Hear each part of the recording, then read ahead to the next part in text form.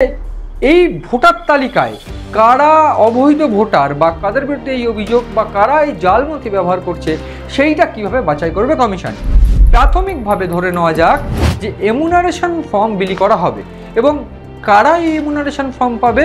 2025 সালের যে ভোটার তালিকা ফ্রিজ করা হয়েছে ইতিমধ্যে, সেই ভোটার তালিকায় যাদের নাম আছে তারা প্রত্যেকে কিন্তু এমুনারেশন ফর্ম তারা পাবেন।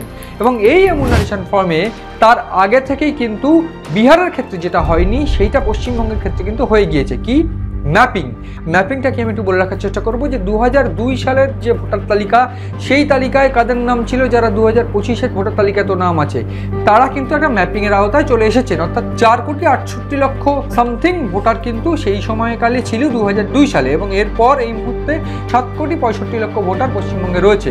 এবং এই জায়গায় একেবারে ম্যাপিং কমপ্লিট ইতিমধ্যে। সেই ম্যাপিংটাই কিন্তু সাহায্য করবে নির্বাচন কমিশনকে যে 2002 সালের ভোটার তালিকায় কীভাবে কারা ছিল এইটা বুঝতে। এবং এই এমুনারেশন ফর্মে কিন্তু আপনাকে বা আমাকে লিখতে হবে আপনার বা আমার বাবা মায়ের টোটাল ডকুমেন্টস, যারা তারা কি কোথায় থাকতো, কি নাম বা কি বৃত্তান্ত।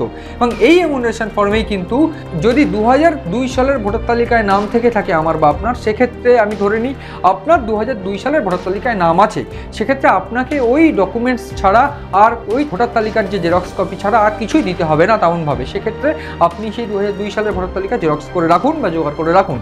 এবং যদি ধরে নিই আপনার 2002 সালের ভোটার তালিকায় নাম নেই এবং আপনার বাবা মায়েরও 2002 সালের ভোটার তালিকায় নাম নেই, সেক্ষেত্রে আপনার কি হবে?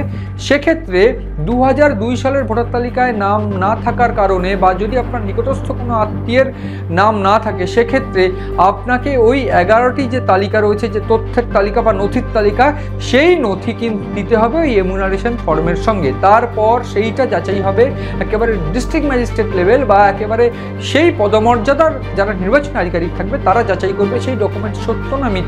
এবং এক্ষেত্রে একটা বিষয় গুরুত্বপূর্ণ যে আপনার কাছে কিন্তু জানতে চাওয়া হবে যে 2002 সালে বা 2003 সালে আপনার বাবা মা কোথায় ছিলেন। এবং ঠিক সেক্ষেত্রে যদি আপনি আপনার বাবা মায়ের সঠিক তথ্যই এমুনারেশন ফর্মে দিতে না পারেন, সেক্ষেত্রে আপনার ডকুমেন্টস যে অবৈধ বা আপনার ডকুমেন্ট যে ভুয়ো উপায় তৈরি হতে পারে, জাল উপায় তৈরি হতে পারে, সেইটা কিন্তু একটা প্রাথমিক ধারণা করে নেবে নির্বাচন কমিশন।